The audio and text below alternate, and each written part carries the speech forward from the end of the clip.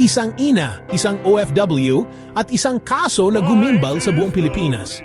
Ito ang kwento ni Flor Contemplacion. Si Flor Contemplacion ay ipinanganak sa Laguna at maagang naharap sa hirap ng buhay.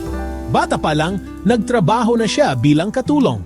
Nag-asawa siya at nagkaanak ng 4, pero iniwan siya ng asawa, kaya napilitan siyang mangibang bansa. Noong 1988, nagpunta siya sa Singapore para magtrabaho bilang domestic helper.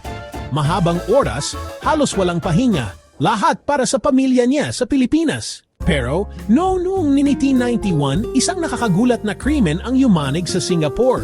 Natagpuang patay ang kapwa Pilipina niyang si Delia Maga, pati ang batang kanyang inaalagaan. Si Flor ang naaresto at kalaunan ay umamin sa krimen. Sa kabila ng mga alegasyon ng maling investigasyon at mga huling testigo na lumitaw, pinanindigan ng korte ng Singapore ang hatol.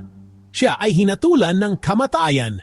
Bago ang kanyang pagbitay, personal na nakiusap si President Fidel Ramos para sa kanyang buhay, pero tinanggihan ito. Noong March 17, 1995, si Flor Contemplacion ay binitay sa Changi Prison. Ang kanyang kamatayan ay nagdulot ng malawakang protesta sa Pilipinas at naging wake-up call sa gobyerno tungkol sa kalagayan ng mga OFW.